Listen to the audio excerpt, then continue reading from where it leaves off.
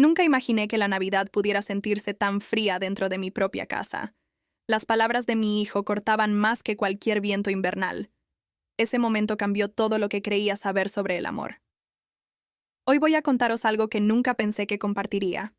Antes de empezar, os agradecería de corazón que le dierais a me gusta a este vídeo y considerarais suscribiros al canal. Me ayuda a seguir compartiendo estas historias con quienes más las necesitan. Era Nochebuena en Madrid, y los copos de nieve pasaban flotando ante la ventana de mi piso como pequeños fantasmas de tiempos mejores. Estaba sentada en mi gastado sofá de terciopelo, el mismo donde había acunado a mis bebés para dormirlos 40 años atrás, rodeada de regalos cuidadosamente envueltos. Cada paquete llevaba una etiqueta escrita a mano con mi caligrafía aún firme. Cada lazo atado con la precisión de alguien que creía que la presentación importaba.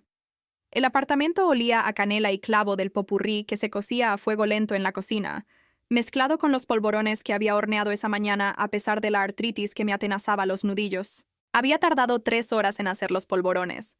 Mis manos se habían agarrotado 2 veces, obligándome a parar y masajearme las articulaciones, aliviando la rigidez con los suaves movimientos circulares que había aprendido del fisioterapeuta. Pero había seguido adelante porque Javier mencionó una vez, hace quizás 5 años, que recordaba esos dulces de su infancia. Fue un comentario de pasada, apenas una frase completa, pero yo me aferré a él como un tesoro. Había apuntado la receta en una ficha y la había guardado en mi recetario, esperando el momento adecuado para recuperarla.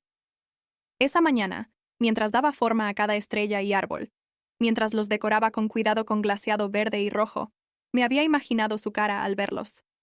¿Se acordaría? ¿Se le iluminarían los ojos al reconocerlos? ¿Cogería uno de inmediato, como hacía de niño, incapaz de esperar? Había guardado una docena en una lata especial para que se la llevara a casa, imaginando ya su gratitud. Mis dedos temblaron ligeramente mientras alisaba el papel de envolver rojo y dorado del último regalo. A través de las delgadas paredes, podía oír la televisión de la señora, García poniendo villancicos, y en algún piso de abajo, la familia Rodríguez se reía. Su alegría parecía filtrarse a través del suelo, un recordatorio de cómo debería sentirse esta noche. Mi propio salón se sentía extrañamente hueco a pesar de estar lleno de gente. Mi hijo Javier estaba sentado en el sofá de 2 plazas, su rostro iluminado por el resplandor azul de su móvil. Mi hija Ana estaba encaramada en el brazo del sillón, mirando algo en su tableta. Mi marido Roberto ocupaba su lugar habitual en el sillón reclinable, escondido detrás del periódico como si estuviéramos en 1985. Los observé por un momento, a estas 3 personas que se suponía que eran mi mundo. La mandíbula de Javier estaba tensa, ese músculo que se contraía cuando estaba estresado. Su pulgar se movía con rápidos gestos por la pantalla, probablemente respondiendo a correos del trabajo incluso en Nochebuena. Ana se había vuelto a cambiar el pelo. Ahora lo llevaba más corto, con mechas rubias que no había visto cuando vino de visita hacía 3 semanas. ¿Ya habían pasado 3 semanas? ¿O más? Las manos de Roberto agarraban el periódico con más fuerza de la necesaria, las páginas crujiendo bajo su agarre. Se estaba escondiendo, me di cuenta. No leyendo. Solo escondiéndose. ¿Cuándo nos habíamos convertido en esto? 4 personas en la misma habitación, cada una encerrada en su universo particular, conectadas solo por paredes compartidas y recuerdos que se desvanecían. Las luces del árbol de Navidad parpadeaban a su ritmo constante, reflejándose en las fotos enmarcadas de la repisa. Allí estábamos en la playa de Valencia, un Javier desdentado y sonriente, agarrando un oso de peluche que yo había ganado en el tiro al blanco. Ana con su vestido de primera comunión, blanco como la nieve recién caída. Roberto y yo el día de nuestra boda, jóvenes y llenos de sueños que nunca llegamos a alcanzar. Me quedé mirando esa foto de la boda más tiempo que las otras. Yo tenía 23 años en esa foto, con un sencillo vestido blanco que habíamos comprado de rebajas en unos grandes almacenes que ya no existían. Roberto tenía 25, su pelo espeso y oscuro, su sonrisa ancha y llena de confianza. Estábamos tan seguros de todo entonces, tan convencidos de que el amor sería suficiente, que el trabajo duro daría sus frutos, que la familia sería nuestra fortaleza contra el mundo. Habíamos recitado nuestros votos en una pequeña iglesia de Carabanchel, rodeados de parientes que nos regalaron electrodomésticos que no podíamos permitirnos, y consejos que éramos demasiado jóvenes para apreciar. El matrimonio es un trabajo, decían. Elegíos el uno al otro cada día, pero en algún momento del camino dejamos de elegirnos. O quizás nunca supimos realmente cómo hacerlo. Me aclaré la garganta suavemente. ¿Podemos abrir los regalos juntos? Mi voz sonó más débil de lo que pretendía, casi como una disculpa por interrumpir sus mundos separados. Javier ni siquiera levantó la vista. Sus pulgares continuaron su rápida danza por la pantalla. Luego puso los ojos en blanco. Ese gesto que había visto 1000 veces pero al que nunca me había acostumbrado, y dijo: «No le has comprado nada que valga la pena a nadie». La habitación no se detuvo. Ana siguió mirando su tableta. Roberto pasó una página. Las luces de Navidad siguieron parpadeando. Pero dentro de mí, algo se resquebrajó como el hielo en un charco cuando el deshielo llega demasiado pronto. Las palabras quedaron suspendidas en el aire entre nosotros. Que valga la pena. Repetí la frase en silencio en mi mente, sopesando su peso, sus bordes, su capacidad para herir. 5 palabras que reducían meses de esfuerzo, años de sacrificio, décadas de amor a algo medible y deficiente. Quise responder. Quise preguntarle qué quería decir, qué se consideraría que vale la pena según su criterio. Pero se me había cerrado la garganta, e incluso si pudiera hablar, ¿qué diría? ¿Listaría los precios? ¿Explicaría la idea detrás de cada regalo, los recuerdos asociados, la esperanza de que quizás este año, quizás esta Navidad, me vieran? Me quedé allí sentada, con las manos cruzadas en el regazo, sintiendo cómo el peso de esas palabras se posaba sobre mí como una manta empapada en agua fría. Que valga la pena. ¿Qué significaba siquiera esa palabra ya? Pensé en la bufanda de cachemira que había ahorrado durante 3 meses para comprarle a Javier, sabiendo que había mencionado que quería una el invierno pasado. El libro de cocina antiguo para Ana, una primera edición que había encontrado después de visitar 6 librerías diferentes en el centro. La nueva caña de pescar para Roberto. La cara que había estado mirando en el escaparate de la tienda de deportes. La bufanda había costado 250 euros. Sabía la cantidad exacta porque había tenido que ahorrar para ella, apartando 20 euros por aquí, 30 por allá, de mi modesta pensión de la Seguridad Social y la pequeña jubilación de mis años en el bufete de abogados. 20 euros significaban saltarme la cita en la peluquería y retocarme las canas yo misma con tinte del supermercado.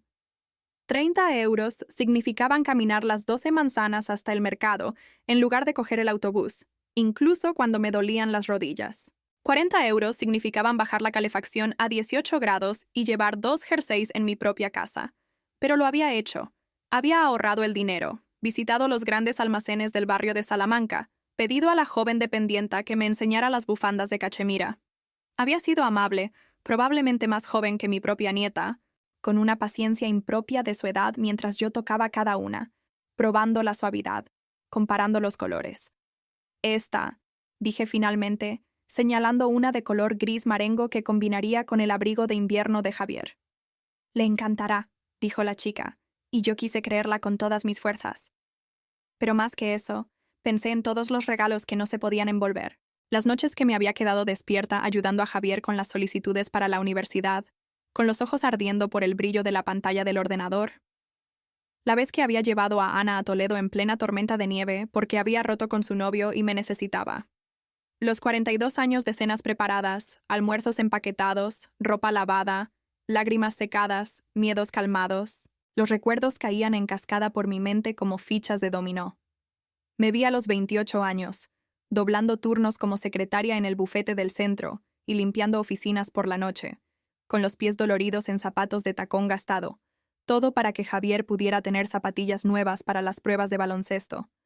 Recuerdo que a los 35, acepté un trabajo de fin de semana en los grandes almacenes durante la temporada navideña, de pie durante 8 horas seguidas con tacones, envolviendo los regalos de otras personas mientras los míos para mis propios hijos salían del perchero de las rebajas. A los 42 volví a estudiar para sacarme el título de contabilidad, estudiando en la mesa de la cocina después de que todos se hubieran acostado, porque necesitábamos los mayores ingresos que mis nuevas habilidades podían aportar. Esas clases nocturnas en el centro cultural habían sido brutales.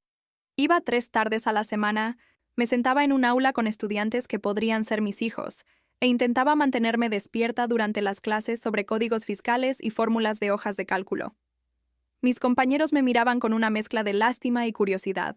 La mujer de mediana edad en la última fila, entrecerrando los ojos para leer el libro de texto con unas gafas de farmacia porque no podía permitirse unas graduadas de verdad. Pero me gradué. La tercera de mi clase. Todavía tengo el diploma en algún lugar, guardado en un cajón, sin enmarcar, porque no hubo celebración, ni reconocimiento. Roberto dijo, «Qué bien», cuando se lo conté. Los niños ni siquiera preguntaron. Perdoné la deuda de juego de Roberto cuando Javier tenía 10 años. Los 5.000 euros que había perdido jugando al póker con sus compañeros de trabajo, dinero que habíamos ahorrado para la entrada de un piso. En lugar de eso, nos quedamos en este apartamento de renta antigua, y me dije a mí misma que era acogedor, íntimo, suficiente.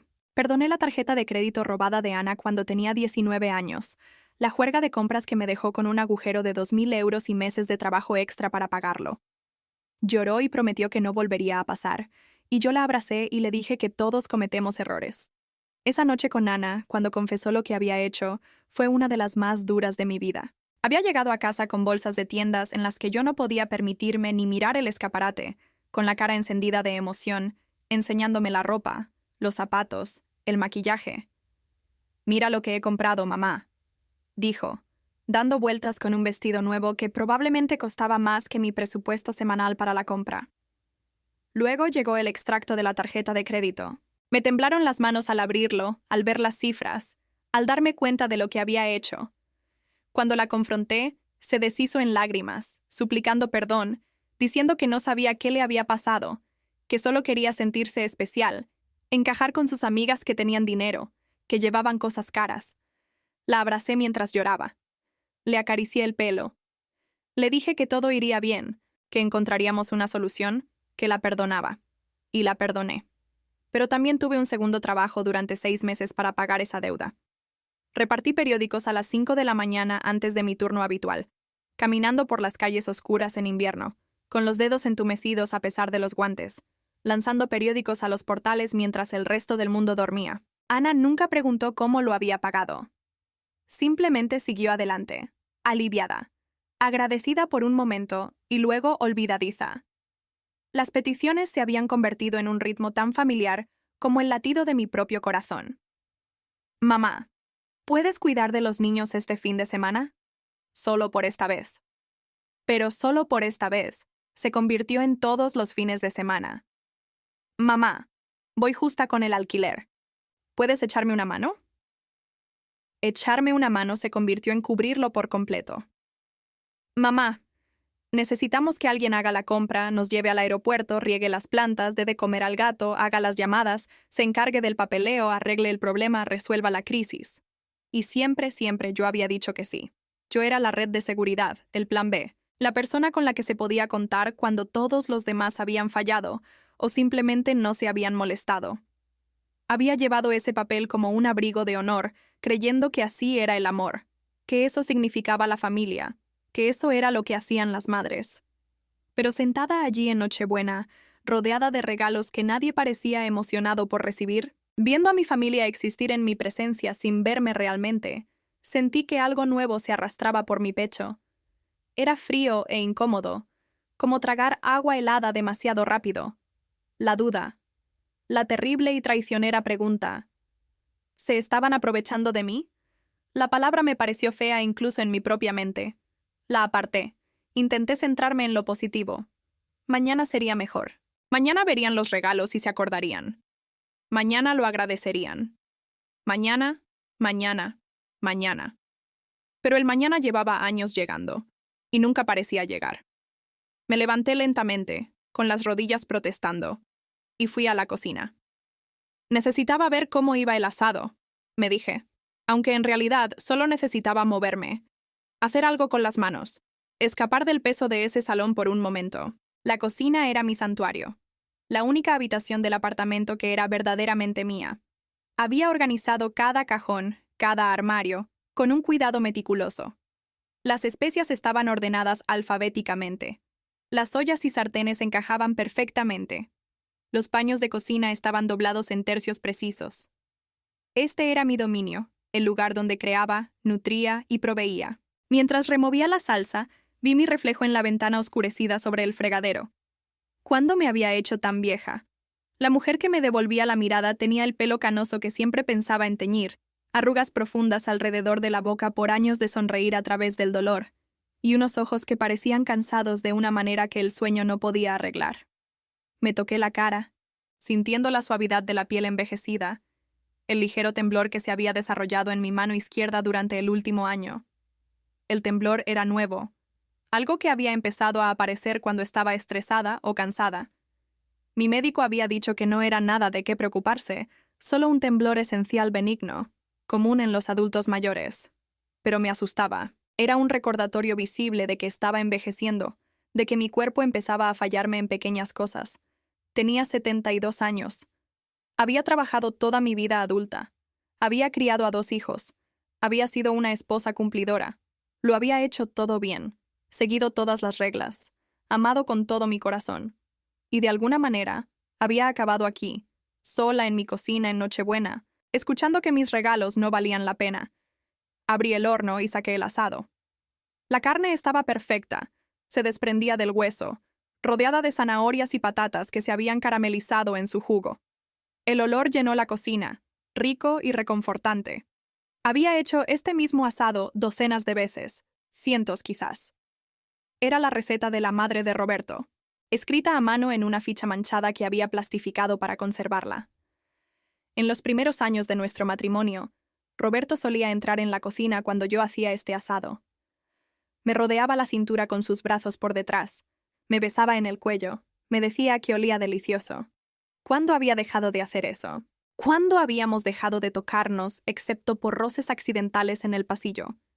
Esa noche, después de que todos se hubieran retirado a sus rincones y habitaciones de invitados, me senté en mi dormitorio con una taza de té que se había enfriado en mis manos. En mi mesita de noche había una fotografía de hacía 30 años. Javier y Ana eran pequeños entonces, quizás de 7 y 5 años, con jerseys rojos a juego que yo misma había tejido. Se reían, con los brazos alrededor del otro, y yo estaba arrodillada detrás de ellos, con las manos en sus hombros, mi sonrisa ancha y genuina. Éramos pobres entonces, más pobres que ahora, viviendo del modesto sueldo de Roberto y mis ingresos a tiempo parcial. Pero éramos felices. ¿O no? Quizás solo lo recordaba mal, pintando el pasado con colores más brillantes de lo que realmente habían sido. Cogí la foto y la estudié de cerca, tratando de encontrar el momento en que las cosas habían cambiado, cuando el amor se convirtió en transacción, cuando dar se volvió esperado en lugar de apreciado. Pero no hubo un solo momento, ninguna línea clara. Había sucedido lentamente, imperceptiblemente, como el sol se pone. En un minuto hay luz, y luego miras hacia arriba y está oscuro. Y no puedes decir exactamente cuándo ocurrió el cambio. Puse la foto boca abajo en la mesita de noche. No podía mirar más esas caras sonrientes. No esa noche. Mi cumpleaños llegó 12 días después de Navidad. El 3 de enero, una fecha que siempre me pareció un anticlímax, encajada entre las celebraciones festivas cuando todo el mundo estaba agotado, sin dinero y ansioso por olvidarse de regalos y reuniones. Nunca me había importado mucho. Una tarjeta era suficiente, una llamada, incluso un simple mensaje de texto diciendo que se acordaban. Pero el 3 de enero llegó y pasó en silencio. Me desperté a las 7, el sol de invierno apenas asomando por encima de los edificios de enfrente, proyectando largas sombras en mi dormitorio. Me quedé acostada un rato, escuchando el traqueteo y siseo del radiador, esperando que mi móvil vibrara en la mesita de noche. A las 8 me levanté e hice café. A las 9 miré el móvil. Ningún mensaje. A las 10 me dije a mí misma que estarían durmiendo hasta tarde. A las 11 me pregunté si se habrían olvidado. Al mediodía supe que lo habían hecho. La certeza se instaló en mí gradualmente, como la nieve que se acumula en el alféizar de una ventana. Primero, unos pocos copos. Quizás estén ocupados. Luego, una ligera capa. Ya se acordarán más tarde. Finalmente, una pesada manta.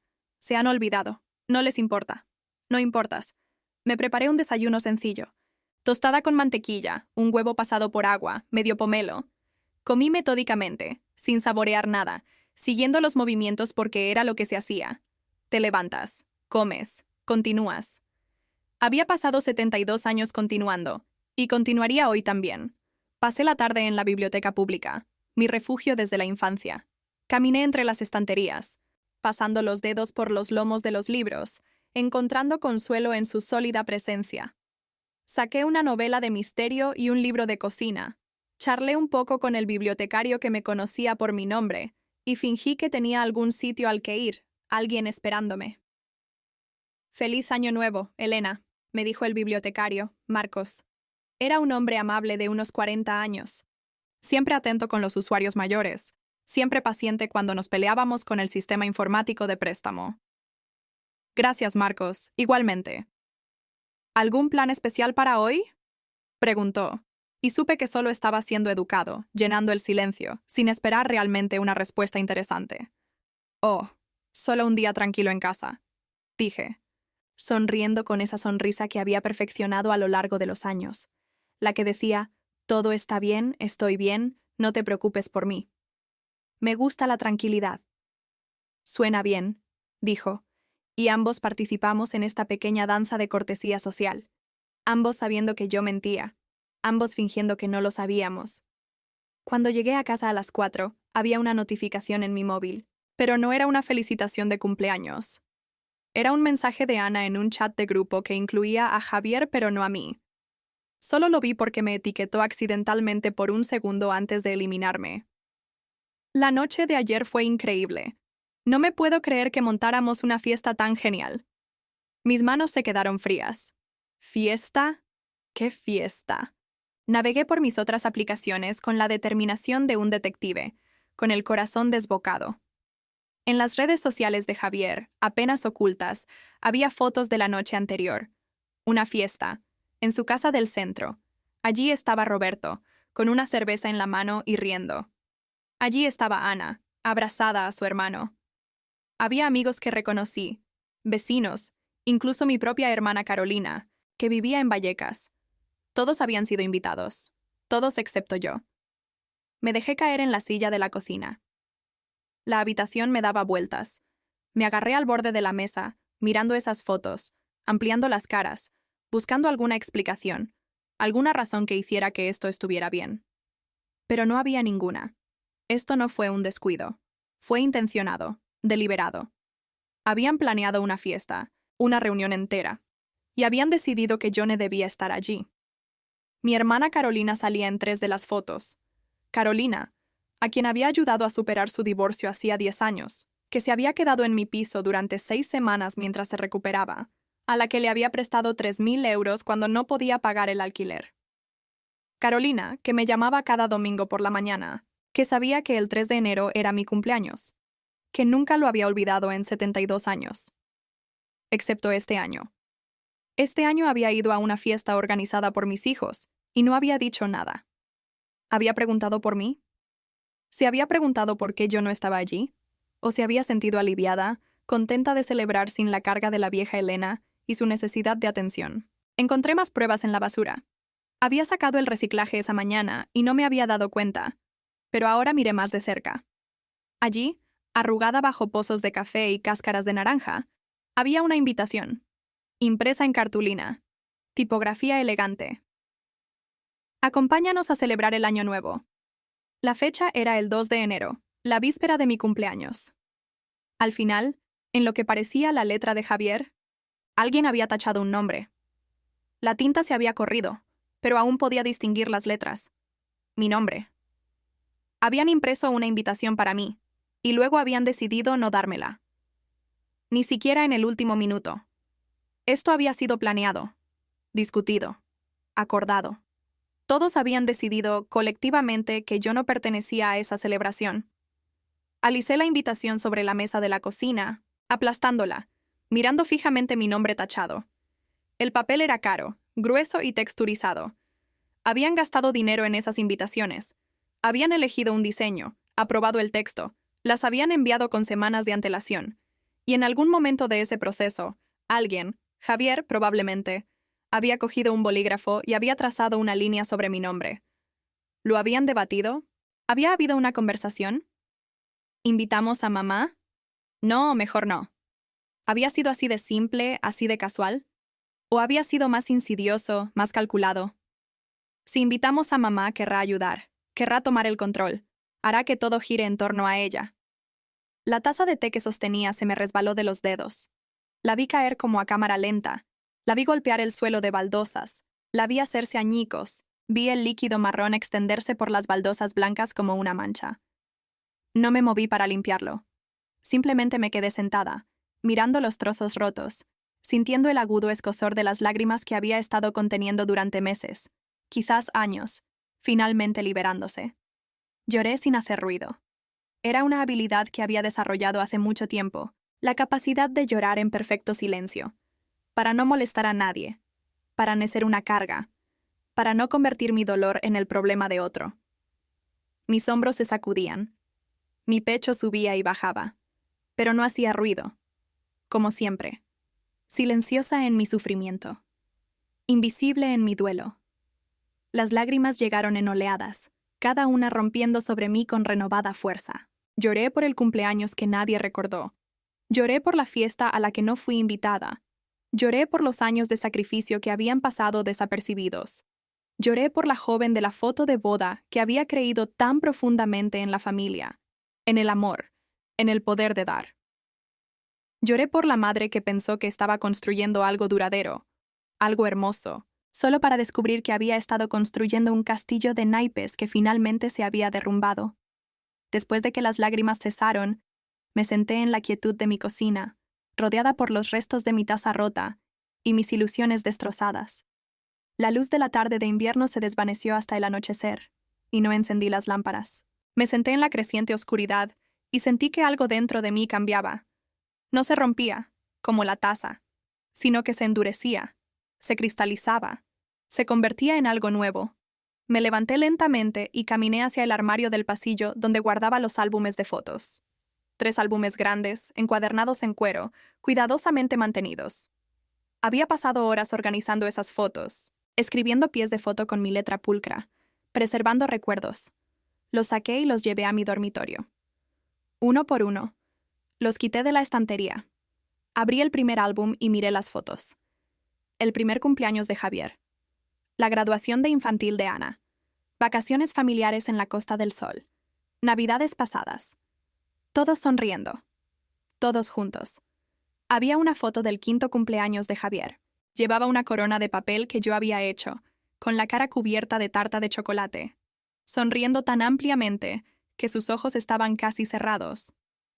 Yo había organizado esa fiesta en este mismo piso, invitando a 12 de sus compañeros de clase. Había hecho la tarta yo misma, una elaborada locomotora de tren que me llevó 3 días construir y decorar. Había planeado juegos, preparado bolsas de chuches, gastado dinero que no teníamos porque quería que se sintiera especial, que tuviera recuerdos que atesorara. ¿Se acordaba él de esa fiesta? ¿Le importaba ahora alguno de esos recuerdos? Cerré el álbum. Apilé los 3 en la estantería de mi armario, con el lomo hacia adentro, para no poder ver las etiquetas. Cerré la puerta del armario. No podía mirar esas caras en este momento. No podía soportar el peso de esos recuerdos, la evidencia de un amor que se sentía cada vez más unilateral. Luego me senté en el borde de mi cama y me miré las manos.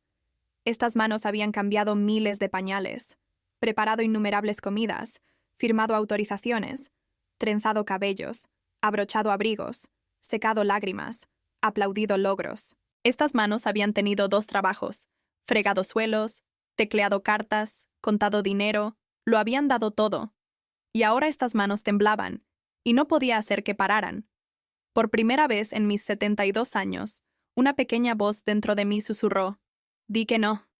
Apenas era audible, fácil de ignorar, pero estaba ahí, y la oí.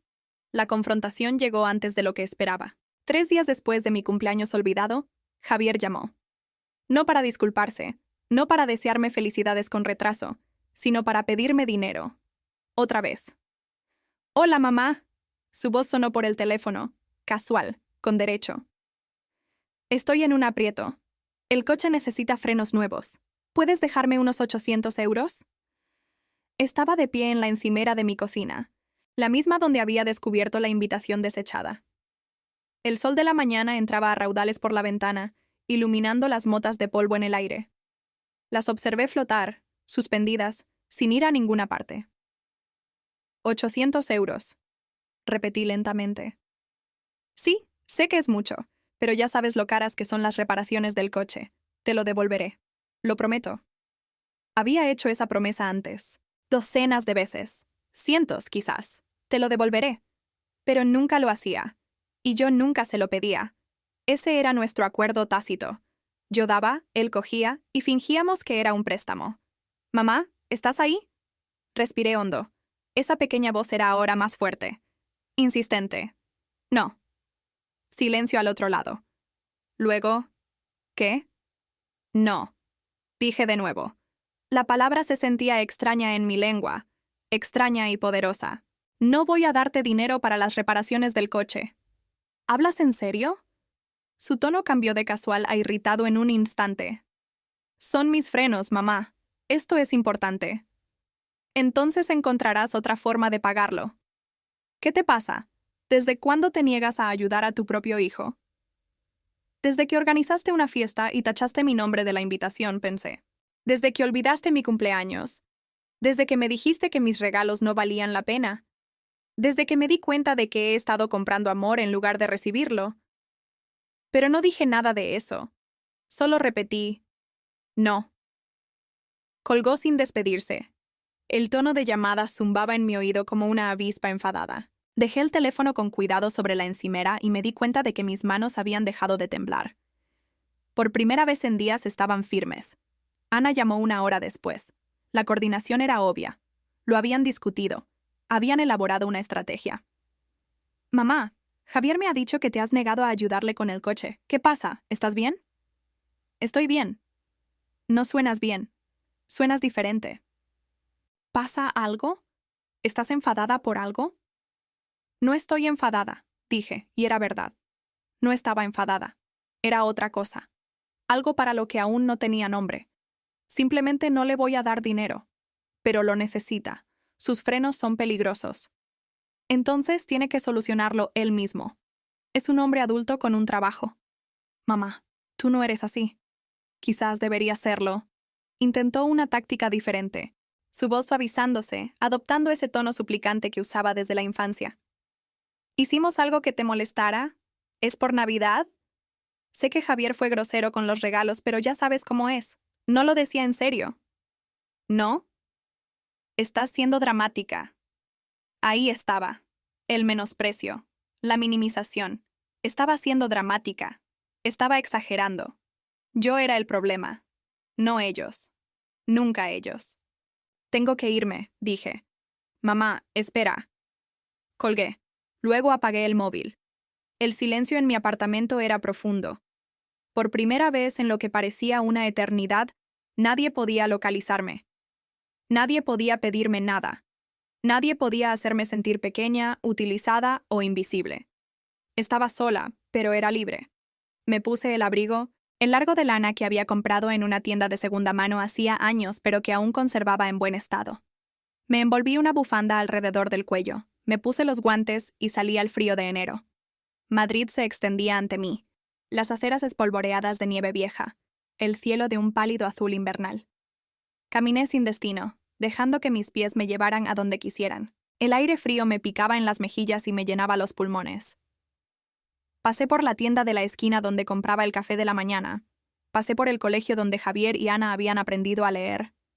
Pasé por el parque donde habíamos pasado incontables tardes en los columpios y toboganes. Todo era familiar. Cada esquina guardaba un recuerdo. Pero hoy todo parecía diferente. Como si lo viera por primera vez. O quizás como si lo viera por última vez. Acabé en el Parque del Retiro, viendo a los patos remar en el estanque parcialmente congelado.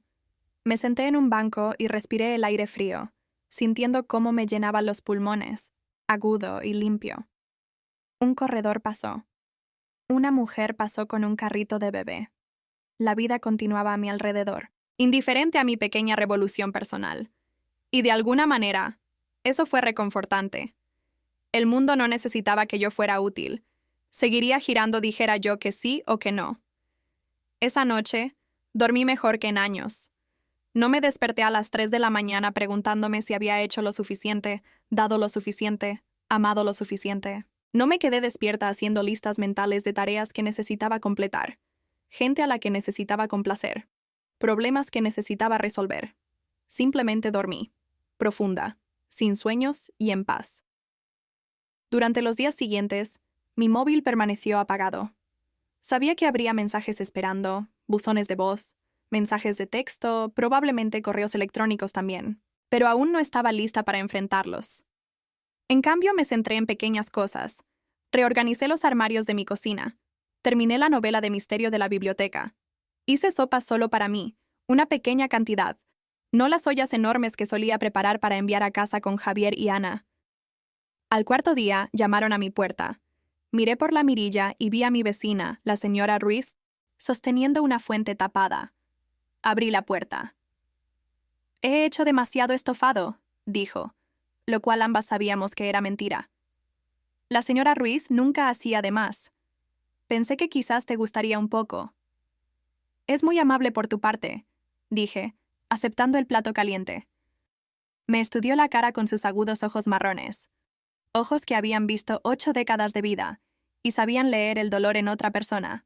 «Pareces cansada, querida. ¿Todo bien?»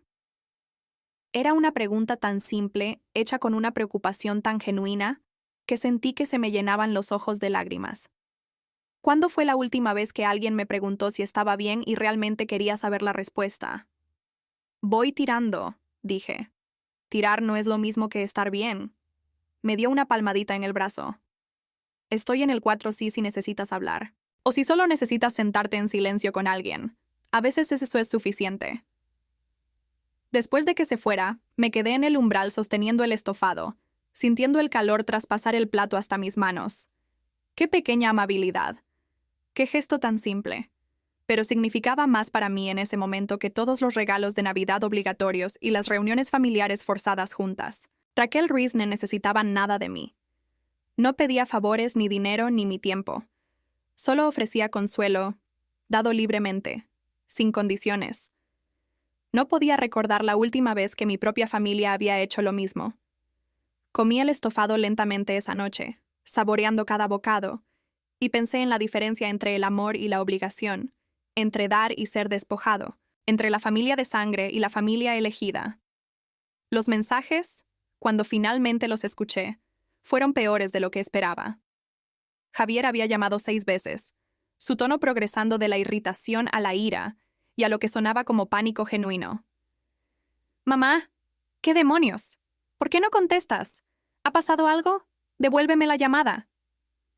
Ana había enviado 14 mensajes de texto, comenzando con preocupación y terminando con acusación. «¿De verdad vas a ignorarnos? Esto es infantil. Somos tu familia». Roberto, predeciblemente, había dejado un mensaje de voz. «Tus hijos están preocupados. Enciende el teléfono». Tus hijos, no nuestros hijos. No sus hijos también. Tus hijos. Como si fueran únicamente mi responsabilidad, mi problema a resolver. Pero fue el último mensaje el que me hizo sentarme de golpe en mi sofá. Era de Javier, con fecha y hora de las 2 de la mañana. Su voz sonaba pastosa por algo. Alcohol quizás. O lágrimas.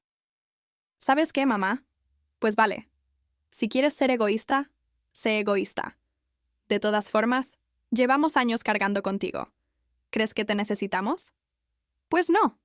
Solo somos lo suficientemente amables como para incluirte. Pero si quieres estar sola, estate sola. A ver qué tal te va. Lo reproduje 3 veces, escuchando con atención, dejando que el veneno se hundiera. ¿Cargando conmigo? ¿Incluyéndome por amabilidad? Pensé en cada sacrificio, cada euro, cada noche sin dormir. Pensé en el dinero que le había dado el año pasado, 5.000 euros para su oportunidad de inversión, que no había llegado a ninguna parte. Pensé en los fines de semana que había cuidado de los hijos de Ana para que ella pudiera irse de vacaciones. Pensé en las cenas que había cocinado, los regalos que había dado, el amor que había derramado como agua de un pozo sin fondo, y a cambio, pensaban que me estaban cargando. Guardé el mensaje. No estaba segura de por qué. Quizás como prueba, quizás como recordatorio, quizás solo para demostrarme a mí misma que no había imaginado la crueldad. La cena familiar tuvo lugar 2 semanas después. No estaba planeada como una confrontación, al menos no por mi parte. Ana había enviado un mensaje de grupo, esta vez asegurándose de incluirme, anunciando una reunión familiar en su casa de retiro. Tenemos que hablar del comportamiento de mamá, había escrito, como si yo no estuviera en el chat, como si fuera un problema a discutir en lugar de una persona que podría tener sentimientos. Casi no fui. Me senté en mi apartamento el domingo por la tarde, mirando mi abrigo en el perchero, debatiendo. Lo fácil sería quedarse en casa, evitar el conflicto, dejar que las cosas volvieran a la normalidad. Pero esa pequeña voz que había susurrado «di que no» hablaba ahora más alto y hacía una pregunta diferente. ¿Qué valor tiene la normalidad? Fui. Cogí el metro hasta Retiro, caminé la ruta familiar hasta el piso de Ana, ese para el que había ayudado con la entrada, aunque ella nunca lo había reconocido del todo. Subí los escalones y llamé al timbre, sintiendo mi corazón golpear contra mis costillas. Ana abrió la puerta. Detrás de ella, pude ver a Javier en el sofá, a Roberto en el sillón. Un tribunal. Había entrado en mi propio juicio. «Entra, mamá», dijo Ana, su voz artificialmente alegre, el tono que usaba cuando estaba a punto de decir algo difícil y quería fingir que era fácil. Me senté en la silla que me habían dejado, claramente el banquillo de los acusados, posicionada para que todos pudieran mirarme a la vez. Nadie me ofreció agua. Nadie preguntó por mi viaje. Simplemente me miraron. Javier habló primero.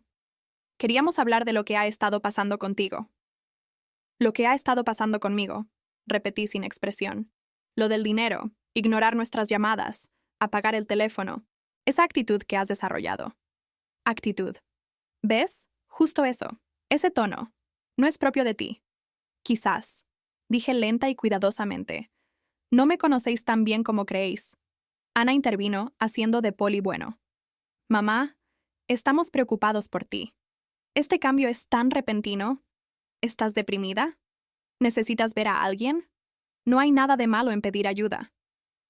«No estoy deprimida. Estoy despierta». «¿Despierta a qué?» La voz de Javier se estaba elevando. «¿Al hecho de que tu familia te necesita a veces? Eso es lo que hacen las familias. Se ayudan mutuamente». «¿Ah, sí?» Los miré a cada uno por turno. «Decidme, ¿cuándo fue la última vez que alguno de vosotros me ayudó a mí?» Silencio. Roberto se movió incómodo en su silla. La primera señal de que siquiera estaba prestando atención. «Estamos ahí para ti todo el tiempo», protestó Ana. «¿Lo estáis? ¿Cuándo fue mi último cumpleaños?»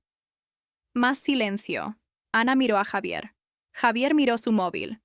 «El 3 de enero», dije. «Fue hace 17 días. Ninguno de vosotros se acordó». «Hemos estado ocupados», masculló Javier.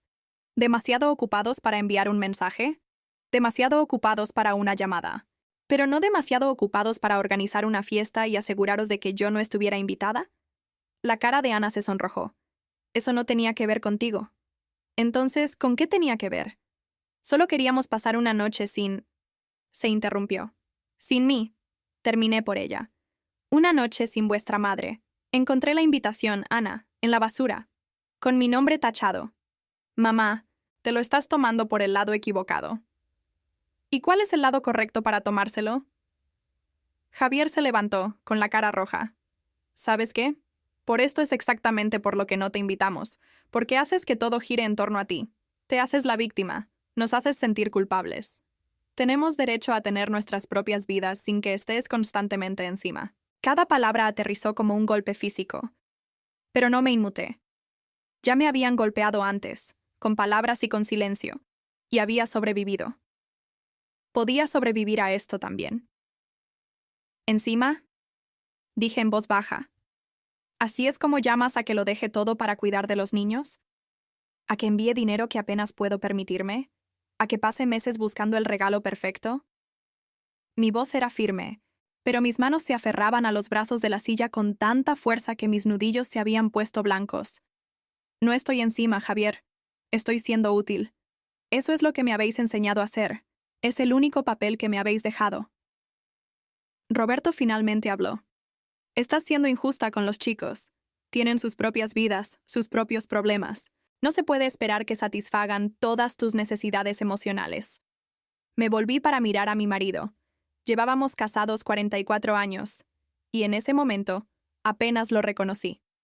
¿Todas mis necesidades emocionales? Repetí. Les pedí que se acordaran de mi cumpleaños, Roberto. Quería que reconocieran que existo. Eso no es una necesidad emocional. Es decencia humana básica. Tenéis razón, dije en voz baja. Tenéis derecho a tener vuestras propias vidas, y yo tengo derecho a tener la mía. ¿Qué se supone que significa eso? Preguntó Ana. Me levanté. De mi bolso saqué una carpeta. Dentro había una carta que había escrito, con copias para cada uno de ellos. Había trabajado en ella durante días, eligiendo cada palabra con cuidado. Significa que he terminado. Terminado con los préstamos que sé que nunca devolveréis. Terminado con hacer de niñera para que podáis iros de viaje. Terminado con ser vuestro plan B. Terminado con comprar vuestro amor. No estás comprando nuestro amor, dijo Ana, pero su voz era insegura. Entonces, ¿cómo lo llamarías? Os doy dinero, os doy tiempo, os doy todo lo que tengo, y a cambio, recibo cumpleaños olvidados, invitaciones tachadas y sermones sobre mi actitud. Dejé las cartas en la mesa de centro. Son para vosotros. Cogedlas o no, pero he terminado de dar explicaciones. Javier cogió su carta. La hojeó, su cara pasando del rojo al pálido. ¿Nos cortas el grifo? ¿Económicamente? Estoy poniendo límites. Esto es una locura. No puedes abandonar a tu familia. No estoy abandonando a nadie. Simplemente estoy deteniendo el patrón en el que hemos caído.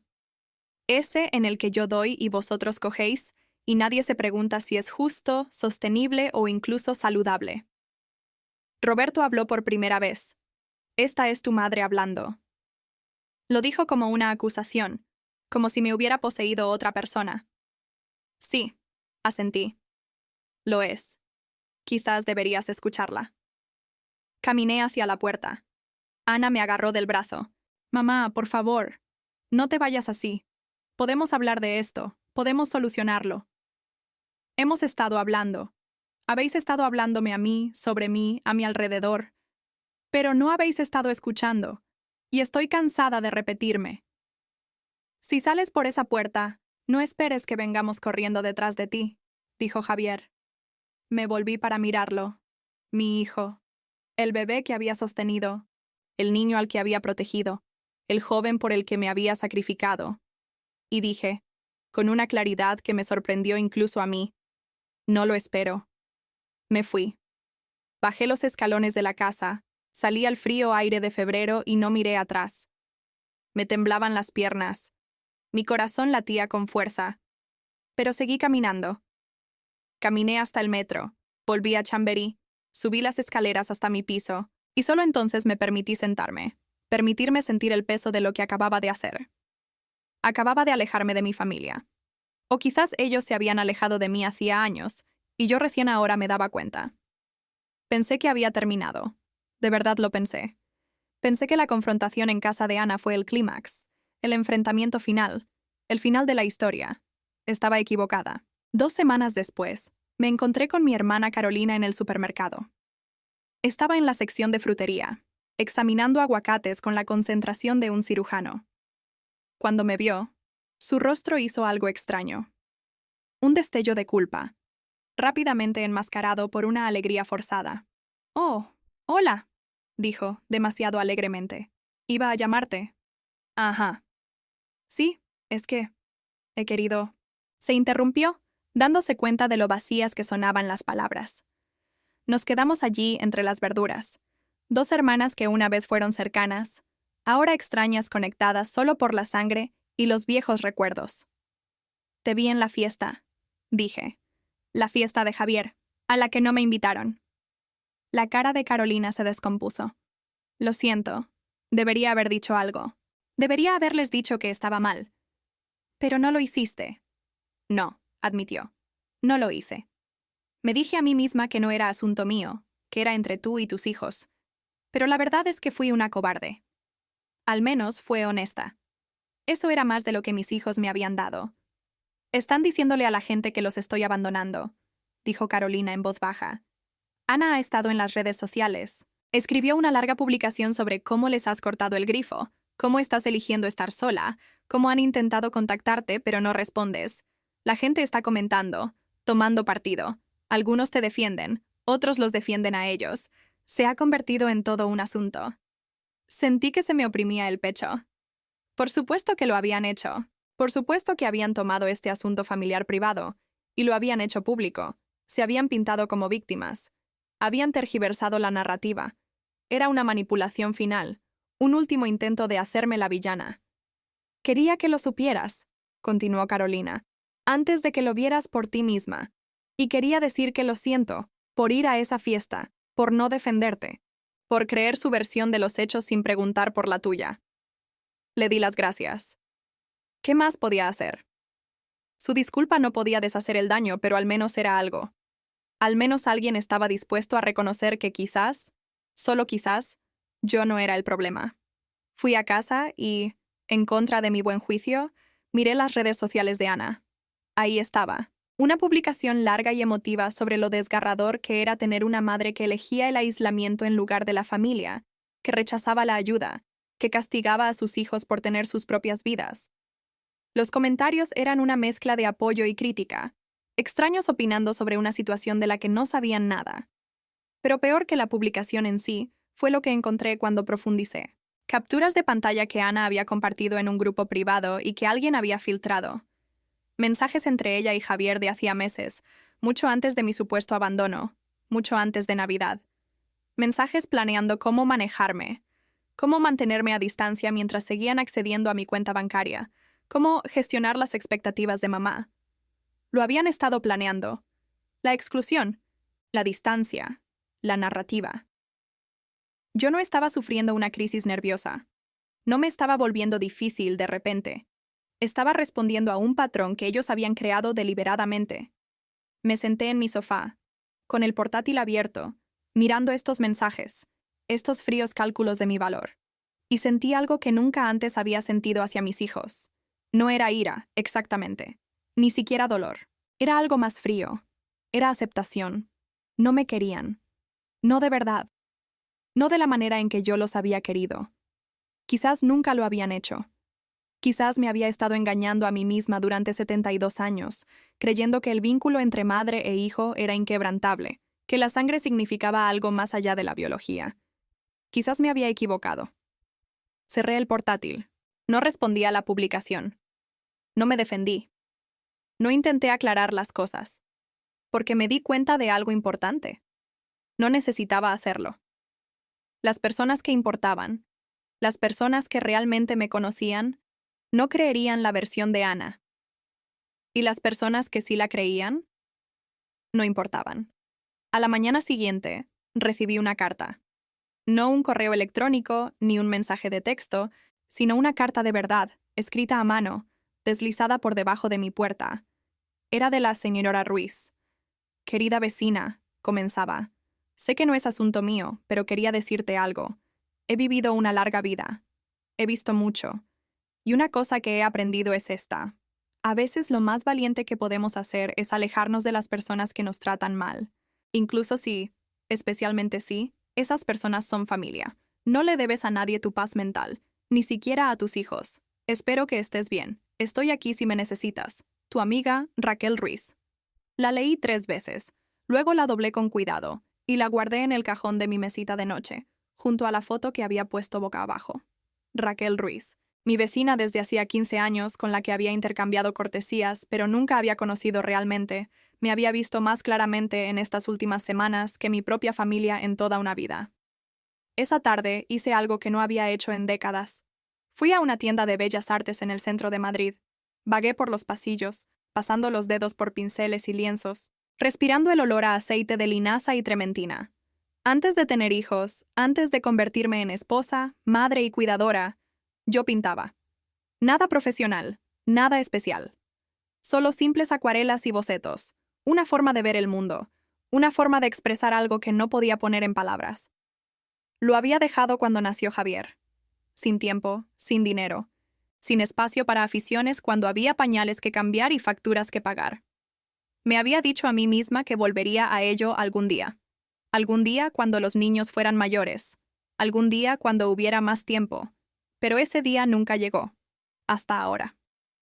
Compré un pequeño set de acuarelas, un bloc de papel, 3 pinceles. Costó 50 euros, dinero que antes me habría atormentado gastar en mí misma.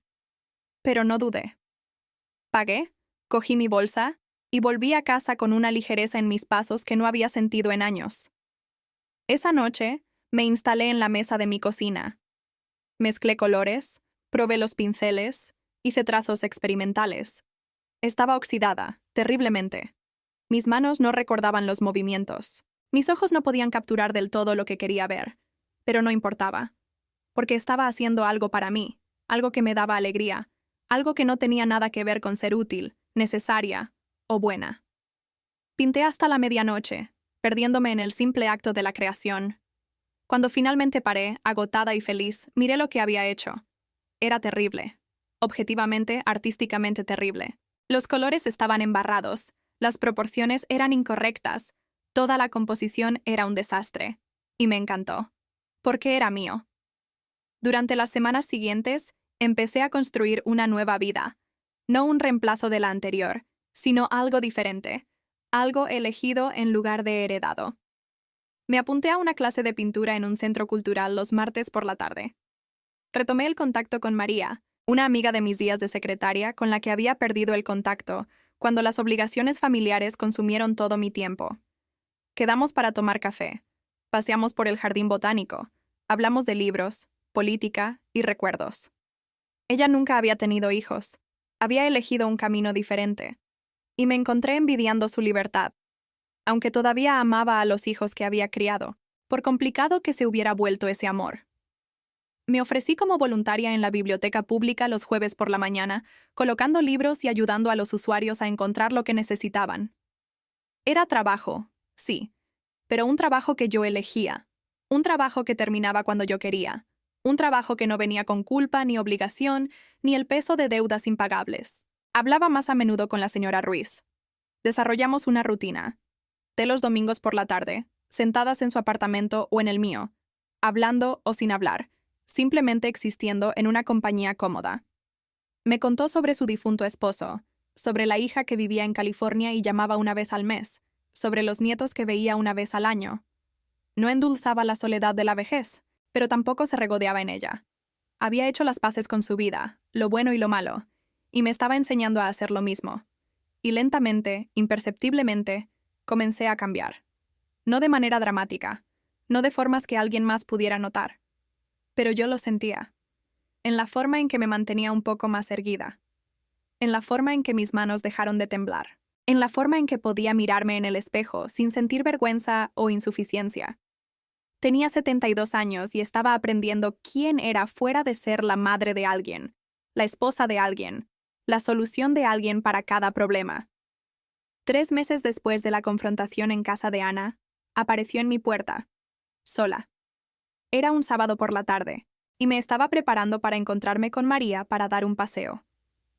Cuando abrí la puerta y vi a mi hija allí de pie, sentí que mi cuerpo se tensaba, preparándose para el ataque. Pero Ana parecía diferente, más pequeña de alguna manera, menos segura. Tenía los ojos rojos, como si hubiera estado llorando. ¿Puedo pasar?, preguntó. Consideré decir que no. Tenía planes. Ahora tenía límites. Pero también sentía curiosidad, así que me hice a un lado y la dejé entrar. Nos sentamos en mi salón, la misma habitación donde habíamos pasado la Navidad, donde ella había mirado su tableta mientras yo pedía abrir los regalos juntos. Miró a su alrededor como si lo viera por primera vez. Quizás lo era. Leí tu carta, dijo. La que dejaste en mi casa. La he leído unas 50 veces. Esperé. No la ayudé, no le facilité las cosas. Había venido aquí por una razón. Podía encontrar las palabras ella misma. Tenías razón, dijo finalmente. En gran parte. Te dimos por sentada. Te tratamos como una cuenta bancaria en lugar de una persona. Olvidamos tu cumpleaños. Y la fiesta. Dios, mamá, la fiesta. No sé en qué estábamos pensando. O quizás sí lo sé y eso es peor. Pensamos que no te enterarías. Pensamos que no importaba. Importaba, dije en voz baja. Lo sé. Sé que sí. Y lo siento muchísimo. Estaba llorando ahora. Lágrimas de verdad. No del tipo manipulador que la había visto usar para conseguir lo que quería desde que tenía 5 años.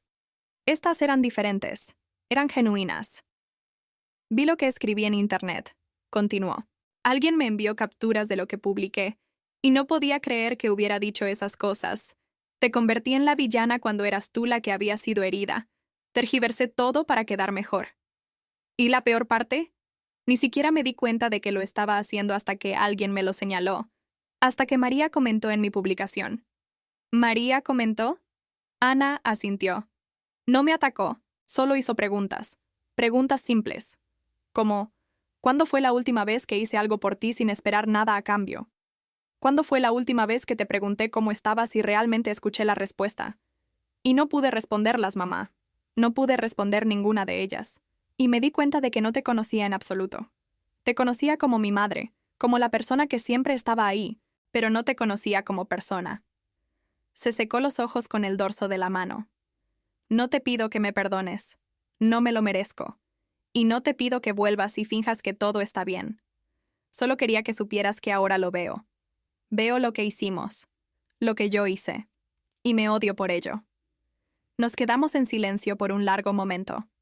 Afuera podía oír el tráfico, el lejano lamento de una sirena, los sonidos normales de Madrid un sábado. La vida continuaba, indiferente a nuestro pequeño drama. No te odio, dije finalmente, pero tampoco confío en ti. Ana se estremeció, pero asintió. Es justo. Pasé toda mi vida tratando de ganar vuestro amor, tratando de ser suficiente, dando hasta que no quedaba nada.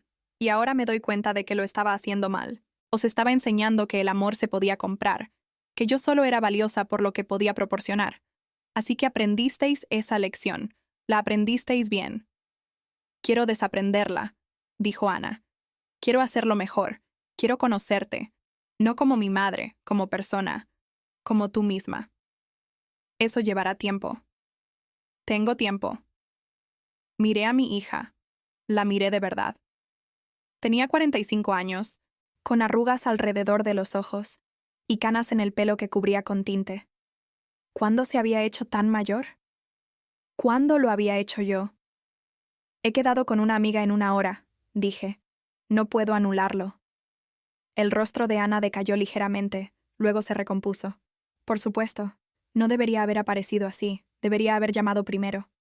Deberías haberlo hecho, asentí. Pero quizás podrías volver la semana que viene, a tomar un té, solo un té, sin promesas más allá de eso. Me gustaría, dijo Ana, y lo decía en serio. Podía notarlo. Después de que se fuera, me senté un rato, pensando. Una disculpa no borraba años de dolor. Una conversación no reconstruía la confianza. Pero era un comienzo. Quizás, posiblemente, aún no estaba segura. Me reuní con María en el parque como habíamos planeado. Mientras caminábamos, le conté la visita de Ana. Escuchó sin juzgar, sin decirme qué debía hacer o sentir.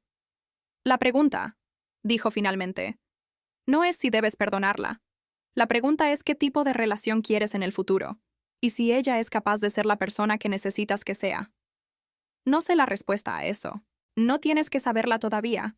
Tienes tiempo para descubrirlo. Tiempo. Tenía 72 años. ¿Cuánto tiempo me quedaba? ¿Y quería pasarlo reconstruyendo puentes que habían sido quemados o construyendo otros nuevos? No tenía la respuesta, pero por primera vez estaba bien con eso. No necesitaba tener todas las respuestas. No necesitaba arreglarlo todo. Solo necesitaba seguir adelante, un paso a la vez. Ana volvió la semana siguiente. Y la semana después de esa. Tomamos té. Hablamos de cosas pequeñas, el tiempo, el barrio, un libro que estaba leyendo. No hablamos del pasado ni del futuro. Solo del presente. Solo de este momento. De estas conversaciones. Lenta y cuidadosamente comenzamos a construir algo nuevo. No era la relación que habíamos tenido antes. Esa se había ido, reducida a cenizas en los fuegos de la decepción y el abandono. Pero era algo. Ana comenzó a hacer preguntas sobre mi vida, mi clase de pintura, mi voluntariado en la biblioteca.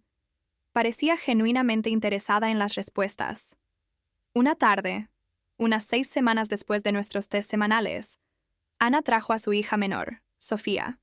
Mi nieta tenía 13 años, atrapada en ese incómodo espacio entre la niñez y la adolescencia. Al principio se sentó en silencio, sorbiendo su té con un cuidado exagerado, claramente habiendo sido instruida sobre el buen comportamiento. «Abuela», dijo de repente, «mamá dice que estás en clases de pintura. ¿Puedo ver tus trabajos?» Dudé. Mis pinturas eran personales, expresiones privadas de mi viaje, pero los ojos de Sofía brillaban con una curiosidad genuina, y me encontré asintiendo. Saqué mi proyecto actual, una acuarela del Palacio de Cristal al atardecer.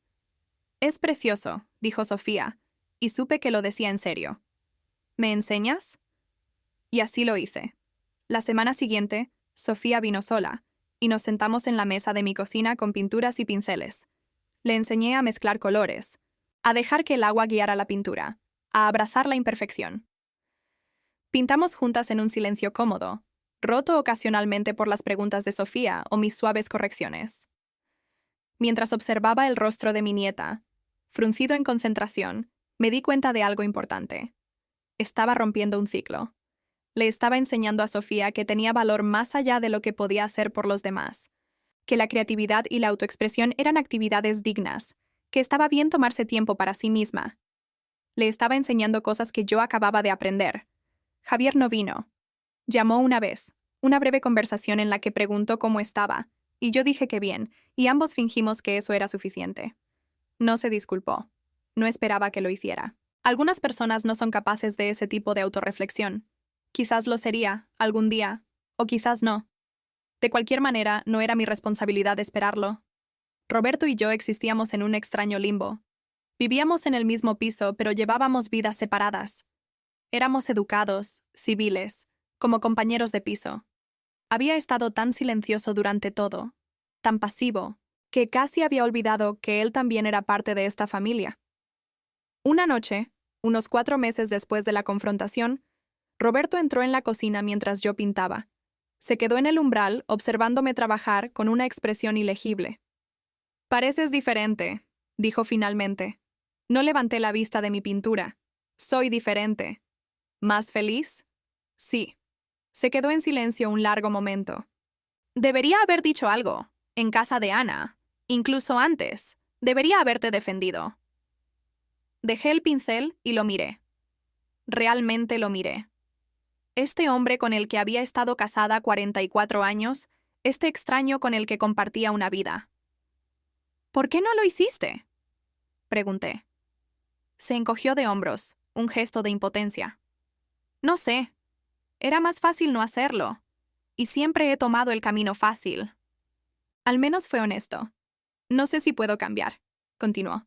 «No sé si es demasiado tarde para nosotros, pero quiero que sepas que ahora te veo, y siento haber tardado tanto». Asentí. «Gracias por decir eso». No nos abrazamos, no hicimos grandes promesas.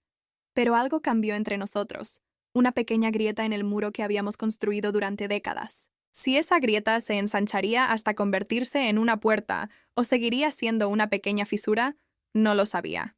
El tiempo lo diría. A veces me preguntaba si debería dejarlo. Pero a los 72 años, la idea de empezar de cero por completo me parecía abrumadora, así que nos quedamos en nuestra extraña tregua, y me dije que por ahora estaba bien. La clase de pintura se convirtió en mi ancla. Cada martes por la tarde me sentaba con una docena de otras personas, en su mayoría mujeres, en su mayoría mayores, todas aprendiendo a ver el mundo de nuevas maneras. Mi profesora, una joven llamada Sara con el pelo morado y ojos amables, nunca juzgó mis torpes intentos artísticos. Solo me animaba a seguir intentándolo, a experimentar, a jugar. Pinté flores y edificios y remolinos abstractos de color. Pinté mis recuerdos, el paseo marítimo de Valencia, la cocina de mi madre, la vista desde la ventana de mi piso. Pinté mis sentimientos, rojos furiosos, azules pacíficos y morados confusos. No era buena. No mejoré muy rápido, pero lo disfrutaba. Y el disfrute, estaba aprendiendo, era suficiente. 6 meses después de salir de casa de Ana, hice algo completamente inesperado. Reservé un viaje de verdad, no para visitar a la familia o cuidar de alguien o cumplir una obligación. Un viaje para mí. Siempre había querido ver Andalucía. Los pueblos blancos, los patios cordobeses, Paisajes tan diferentes a las concurridas calles de Madrid. Había coleccionado fotos a lo largo de los años, arrancadas de revistas, guardadas en mi móvil, lugares que me había dicho que visitaría algún día. Reservé un tour guiado de 2 semanas. Sevilla, Córdoba, Granada, senderismo por la Alpujarra, alojándome en pequeños hoteles, viendo atardeceres sobre paisajes que parecían pinturas. Costó dinero, una cantidad significativa, dinero que antes me habría sentido culpable de gastar en mí misma. Pero tenía ahorros. Había trabajado toda mi vida. Me lo había ganado. Cuando le conté a Ana sobre el viaje, me preparé para la resistencia, para las objeciones, para las preguntas sobre si realmente debería viajar sola a mi edad.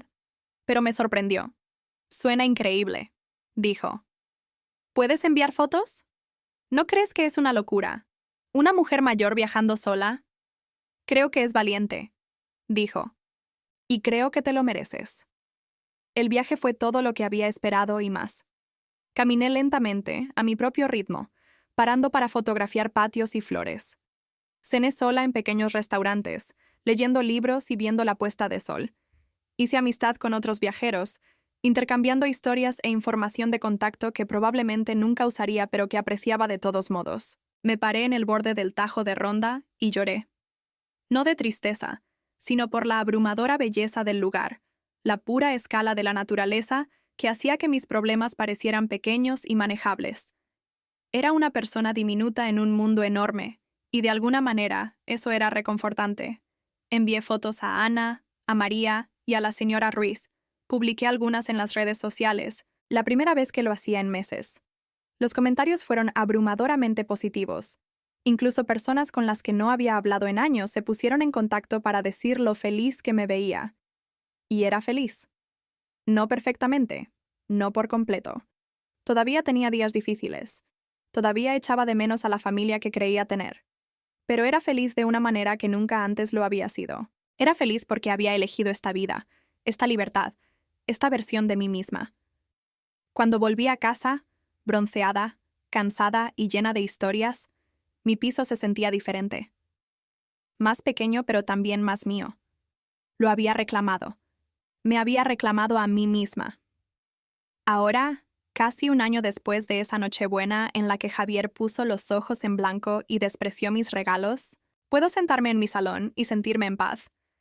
Ana y yo tomamos café cada 2 semanas. Estamos reconstruyendo, lenta, cuidadosamente, sin prisas ni presiones. A veces trae a su hija menor, mi nieta Sofía, que está empezando a hacerme preguntas sobre mi vida, mi pasado, quién soy más allá de la abuela. Respondo con honestidad. Le cuento los errores que cometí, los límites que debería haber puesto antes, la importancia de conocer tu propio valor. Javier y yo intercambiamos mensajes ocasionales, actualizaciones educadas, conversaciones superficiales. Quizás eso es todo lo que tendremos. O quizás, algún día, estará listo para más. No estoy conteniendo la respiración en ningún caso. La señora Ruiz y yo nos hemos convertido en verdaderas amigas. Damos paseos juntas, compartimos comidas, celebramos pequeñas victorias. Ella me enseñó a jugar al dominó y yo le enseñé a pintar.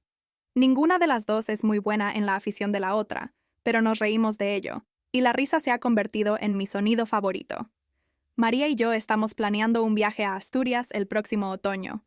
Solo nosotras dos, alquilando una casa rural cerca del mar, leyendo, caminando y existiendo. Lo espero con la alegría pura y sin complicaciones de alguien que sabe que se ha ganado este placer. Sigo pintando todos los martes. Mi trabajo mejora lentamente, aunque nunca será profesional. Pero Sara colgó una de mis obras en el vestíbulo del Centro Cultural. Una simple acuarela del Palacio de Cristal al atardecer.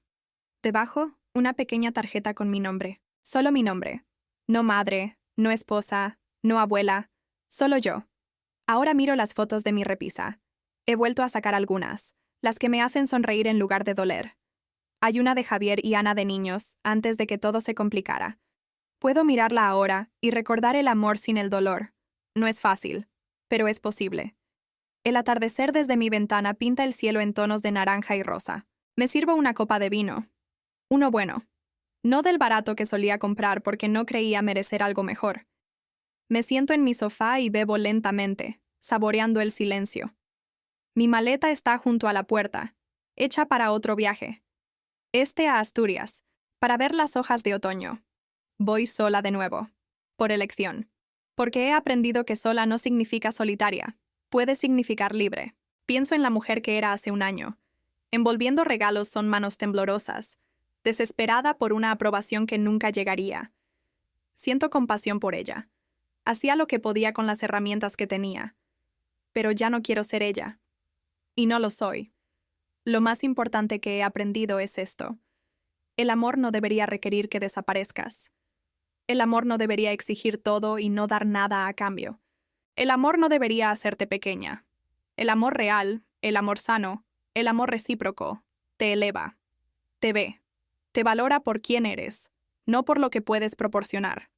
Les di a mis hijos todo porque pensé que eso es lo que hacían las madres. Pero me equivoqué. Lo que las madres deberían hacer, lo que todas las personas deberían hacer, es enseñar a otros a valerse por sí mismos, a estar completos, a amar sin tomar. Enseñé dependencia en lugar de independencia. Enseñé transacción en lugar de conexión. Y cuando finalmente paré, cuando finalmente puse límites y exigí respeto, tuvieron que aprender a valerse por sí mismos. Algunos lo hicieron, otros no. Eso ya no es mi responsabilidad. Tengo 72 años. No sé cuántos años me quedan. ¿10? ¿20? ¿5? No importa. Lo que importa es que los días que queden, los pasaré siendo yo misma. No un papel. No una función. Yo misma. El cielo se oscurece. Salen las estrellas, apenas visibles a través de las luces de la ciudad. Pero ahí están.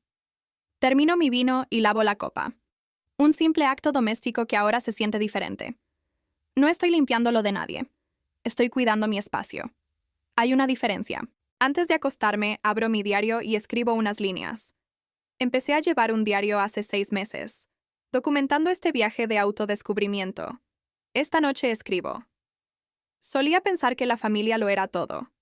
Ahora sé que el respeto por una misma lo es todo. La familia puede ser parte de eso. O no. De cualquier manera, voy a estar bien. Cierro el diario y apago la luz. Mañana pintaré. Tomaré café con la señora Ruiz. Llamaré a María para finalizar nuestros planes para Asturias. Viviré mi vida, esta preciosa, duramente ganada, hermosa vida. Y si mis hijos llaman, contestaré. Pero no cambiaré mis planes.